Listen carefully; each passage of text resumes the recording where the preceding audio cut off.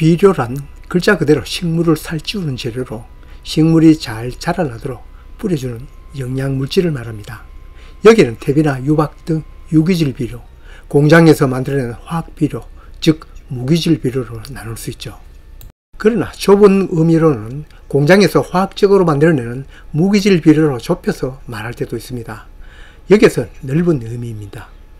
퇴비나 유박, 기타 유기질 비료는 식물이나 동물의 분변이나 사체를 이용한 것인데, 이 유기질 비료들은 화학비료에 비해서 흡수가 느린 대신 그 비효가 오래가는 것은 잘 알고 있습니다.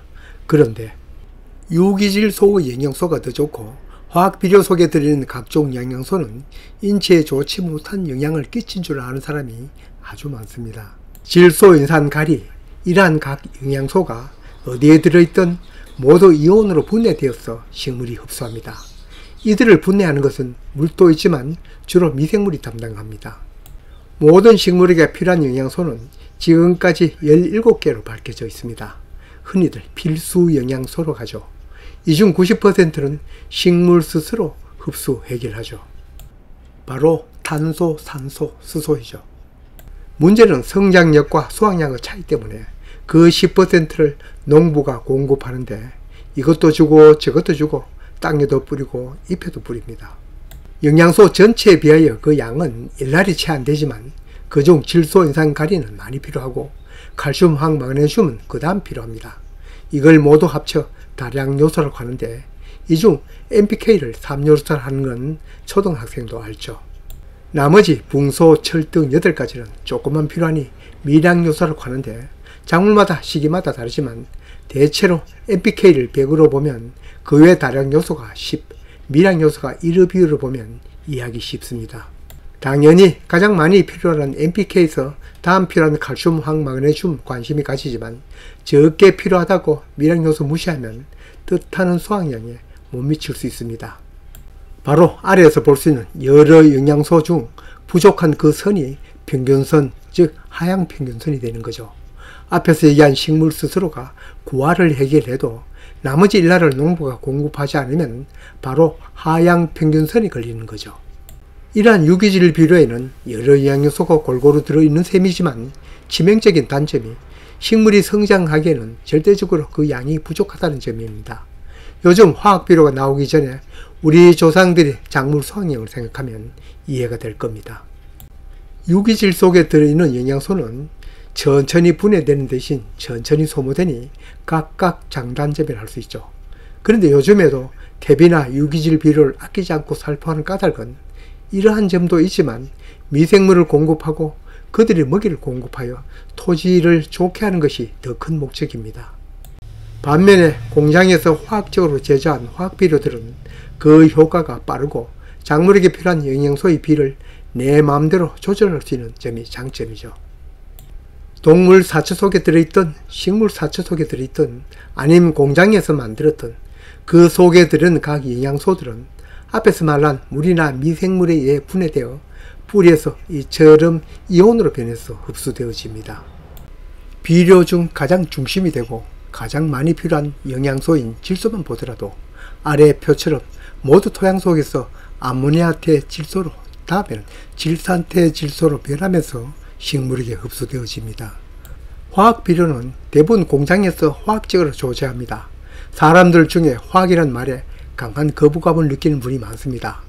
쇠가 녹이 쓰는 것도 화학이고 우리가 음식을 먹고 소화 흡수하는 것도 화학적입니다. 질소 비료로 가장 많이 쓰는 요소 비료는 공기 중 이산화탄소를 이용하여 고온 고압에서 만들고 인산이나 칼리 등은 광석에서 만드는데 식물이 잘 흡수하도록 황산 같은 것을 첨가해 만듭니다. 황산을 첨가했다고 아주 해롭다고 생각하기 쉬운데 우리가 먹는 소금도 NaCl 따로 떼놓고 보면 염소는 무시무시한 독가스입니다. 결합하여 화합물로 변하면 해롭지 않죠. 첨가한 황산은 작물에게 황으로 흡수되는 다량 요소 중에 하나이고 또 맛을 좋게 합니다.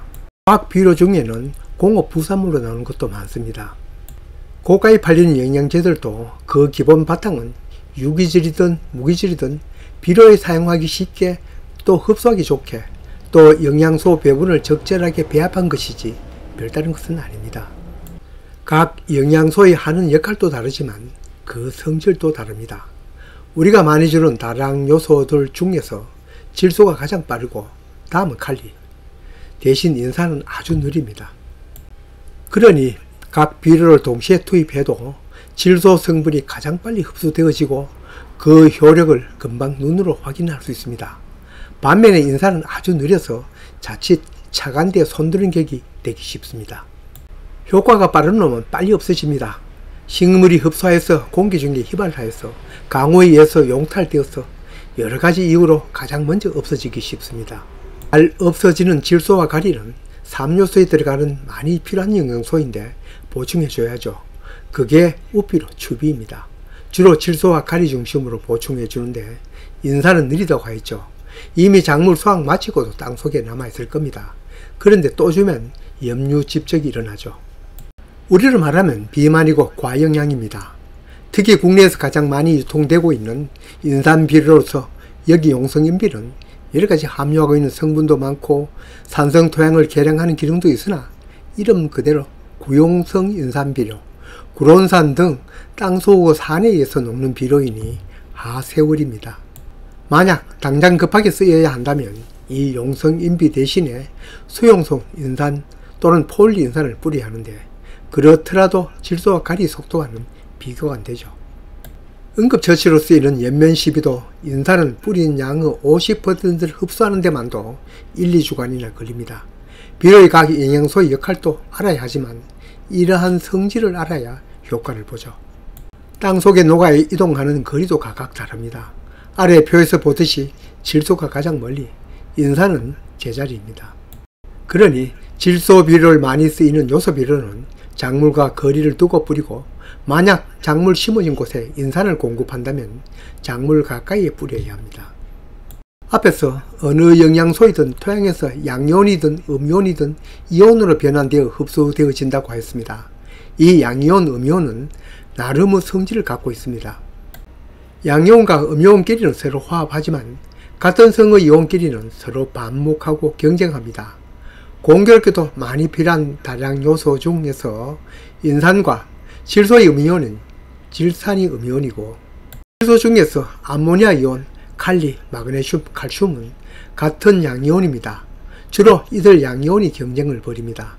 이 중 속도가 빠른 질소, 즉 아모니아 형태의 질소는 빨리 흡수되고 동작이 느린 칼슘은 땅속에 엄청나게 많아도 식물이 흡수하지 못하는 때가 많습니다. 또 칼슘은 흡수가 까다롭습니다. 그렇기 때문에 연면 시비로 해결하는 때가 많습니다. 다른 것도 마찬가지입니다. 칼리와 마그네슘을 같이 많이 줘도 칼리 흡수 때문에 마그네슘이 결핍 현상도 올 수 있습니다. 대비나 유박 등 유기질 비료이든 화학 비료를 하는 무기질 비료이든 뿌린다고 작물이 흡수되어지는 건 아닙니다. 일정한 온도가 되어야 합니다. 즉 지온이 15도는 되어야 제대로 흡수되어집니다. 중 질소는 10도가 되면 흡수되어지기 시작하는데 인산은 15도가 되어야 흡수되어집니다. 온대지방에서 살아가는 여러 해살이풀이나 과수는 이걸 대비하여 가래 양분을 뿌리에 저장해 두었다가 꽃도 피우고 결실도 하고 초기 비대까지 이용합니다. 유기질 비료는 당연히 많은 양은 아니지만 여러 영양소가 함께 들어있지만 각 영양소별로 따로 만든 비료도 한 가지 영양소만 든 것은 드뭅니다. 이 중 요소는 영양소별로는 질소 딱 한 가지만 들어있지만 대부분 다른 비료는 그렇지 않습니다. 같은 질소 비료는 유화는 질소와 황이 들어있습니다.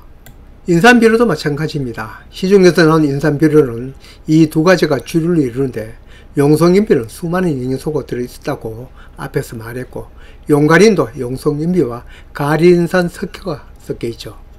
칼리 비료 또한 마찬가지입니다. 황과칼리 또는 황칼리 마그네슘들이 섞여있습니다. 한 가지 성분만 들어있으면 7대 개선하기 좋은데 꼭 두 가지 이상이 섞여있어 그 비를 맞추는데 애로가 있습니다. 왜 그럴까요? 바로 두 가지 때문입니다. 첫째는 물질을 한 가지 원소로만 잊기 어렵습니다. 불안정하죠. 두 번째로는 제법 때문입니다. 어떤 것에 다른 어떤 것을 섞어 고열, 고압으로 만들거나 공업 부산물을 쓰기 때문이죠. 그러니 비료를 살포할 때나 배합할 때는 3요소 중심으로 그것도 각 원소의 함량을 따져 배합하고 거기에 섞이는 다량 요소, 즉 칼슘, 황, 마그네슘을 보충해 줍니다. 이건 3요소에 비해 10분의 1만 필요하니 그나마 다행입니다. 이 중 칼슘은 성질이 별나다 했죠.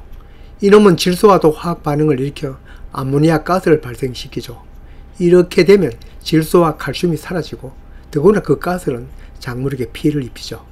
뿐만 아닙니다. 인산과 결합하여 인산칼슘, 황과 결합하여 황산칼슘, 다른 원소와도 달라붙어 식물이 흡수하기 어려운 불용성 비료로 변합니다. 그러니 밑비료로 줄 때도 따로 주거나 앞에서 말한 대로 이동과 흡수가 어려우니 때로는 연면 시비가 필요합니다. 미량 요소들은 워낙 작은 양이 필요하고 농부가 따로 공급하지 않아도 토양 속에 있습니다만 그중 붕소는 잘 용탈이 되어 붕사로 또는 붕산으로 공급합니다. 그렇지만 잦은 연작 등으로 부족한 영양소가 생기기 쉽고 혹시나 부족하면 앞에 얘기한 것처럼 하향 평균선에 그 부족 현상이 걸리기 쉬우니 농사를 여러 해 지어보니 그 필요성을 절실하게 느끼더군요. 본 영상은 비료의 각 영양소별 역할과 효능은 얘기를 꺼내지 않았습니다. 시간도 많이 걸리고 한 영상에 너무 많은 내용을 넣으면 머리 찌그날 수 있기 때문입니다. 손바닥 농장 채널 4번 재생 목록에 아주 여러 편의 비료에 대한 영상이 있으니 참고하시고 또 시간이 나면 이를 종합적으로 엑기스만 간추린 영상도 고려하고 있습니다. 다만 비료, 영양소, 원소 이런 것들을 화학적 지식에 기반을 두니 이러한 점이 익숙해야 합니다. 한시를 감상하려면 우선 한자를 알아야 하는 것과 같은 이치입니다.